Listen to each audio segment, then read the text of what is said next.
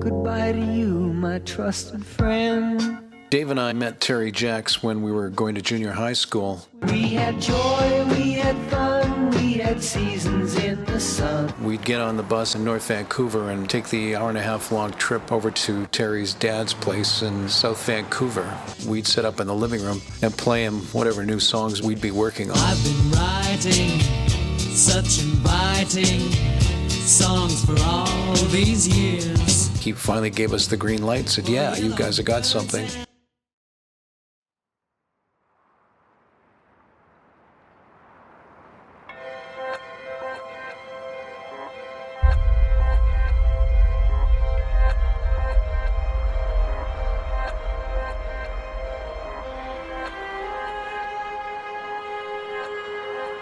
Not located, Dean.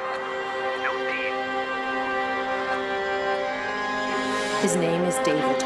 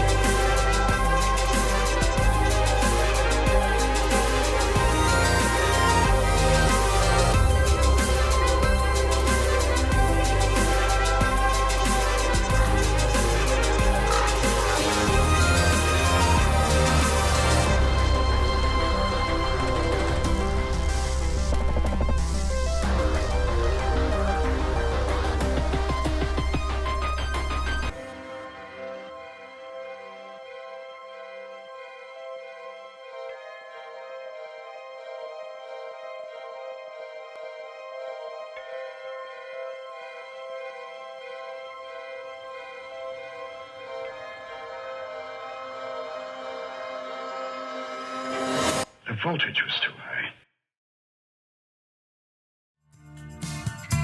The 60s was such a turbulent time.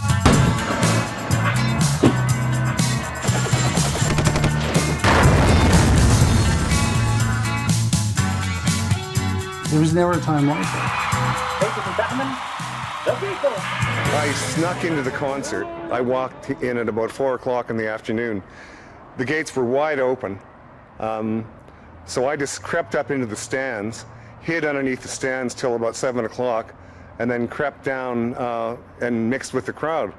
North Vancouver's David Jennison was just 15 years old when he snuck in to see the Beatles. He ended up in the front row and saw the concert for free. He was also photographed as he leaned on a police officer to take a picture of the Fab Four. When the concert finished, I hitchhiked home. Didn't want to say I was at the concert because it had been a riot, and I didn't want to get in trouble. And so I just said I got lost. And, you know, I got lost at the Peony, spent all my money, had a hitchhike home, blah, blah, blah, whatever. The next morning, the Province has a full-page picture of me on the front page with my camera on top of a policeman's hat. And so my cover was blown. It's been a hard day's night, and I've been working like a dog. Where in Hungary this was forbidden by the communist system, that to play or to, you know, they made fun of it, and they, you know, so to get a direct access, the first time, first hand to see and hear and understand the Beatles, that was probably my greatest mission in life. The next song we're going to do is another oldie for us, and it's called She Loves You. 1, 2. She loves you, yeah, yeah, yeah. Hungarian photographer Denis Devenyi and his wife Margaret had recently moved to Vancouver when they went to the Empire Stadium and took this home video of the Beatles. It's video that's never been broadcast before. It was just an incredible thing in Vancouver to have anything cultural as that significant, as if it were a world-class event happening. But we were part of that. And that's fantastic. As soon as they came to the stage, the Beatles, this incredible shrieking, shouting started. If I fell in love with you, would you promise to be true? It was a time of order, and officials weren't expecting youths to get so out of control. Women were being hurled towards the stage, others were fainting, and after performing 9 songs, local DJ Red Robinson warned the crowd to calm down. There's been 2 kids crushed already. They'll have to cancel the show. The Beatles want to perform for you, but they can't do it. If you don't sit down now, let's sit down. After 22 minutes, the Beatles walked off the stage, and they never came back to BC. It was like seeing the power of a generation come forward for the first time, and the police had no idea what was coming at them. And the desire to see them was so great that as soon as it was like releasing this huge, powerful energy that the police had no way of dealing with. They had no way of knowing it would happen.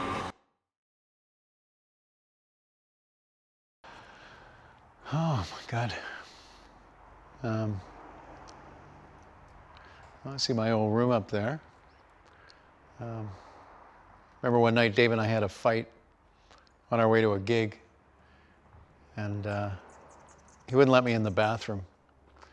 So I pushed and pushed in the door, and he stuck his bare foot in the door to try and stop me, and I slammed the door on his toe and broke his toe. He had to go to the gig that night with a broken toe.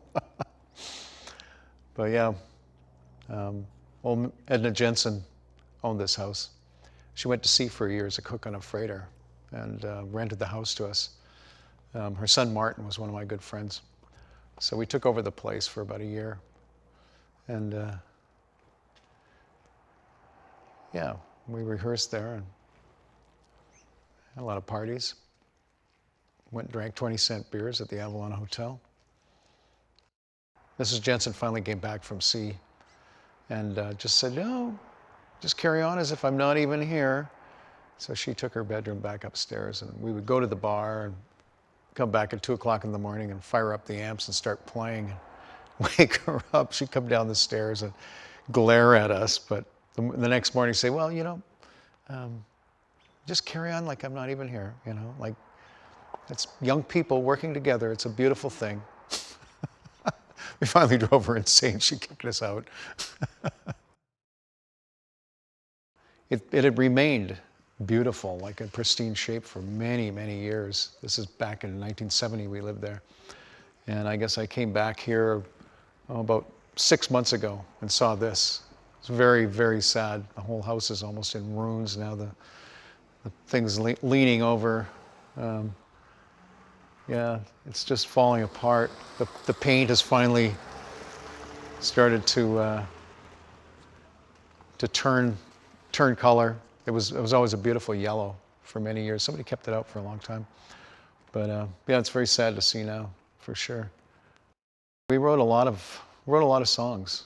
The band would rehearse in the living room, and Dave and I would write songs, and the band would learn them, and off we go. So it was home base for quite a while. It was infamous. It was the Berner Mansion, known far and wide. Young girls' parents would come knocking on the door looking for their daughters. And one particular instance, one member of the band, who I won't mention, went out the window from the 2nd floor to escape an irate father. Pretty funny times. Yeah, there's some guys out in the mud flats in North Vancouver, which is just near Kate's Park. And there was a whole bunch of hippies that used to live out there. And one of the guys we knew, he used to manufacture LSD. So we went out to his place one day, a beautiful summer day, and he was going to give us some LSD. So what he was doing was he'd have blotter paper, and he'd section it off into 1-inch squares with a pencil. He'd put 1 drop of LSD in each square. Then he'd cut it up and sell each square for $1. So what he would do is he had a couple of photo trays, and he was manufacturing the LSD in the photo trays. Then he'd take the dripper and put it on the blotter paper. But we were about to leave, and he was going to give us some LSD. He said, "Oh, here you guys, just take this." And he took a pair of photo tongs, put the whole blotter paper through the bath, hung it up, We smoked another joint with him, took the thing home, cut it up. I did one of these blotters, and I was stoned for like 3 days. I was hallucinating for 3 days. The other two guys took like 3 or 4 blotters each.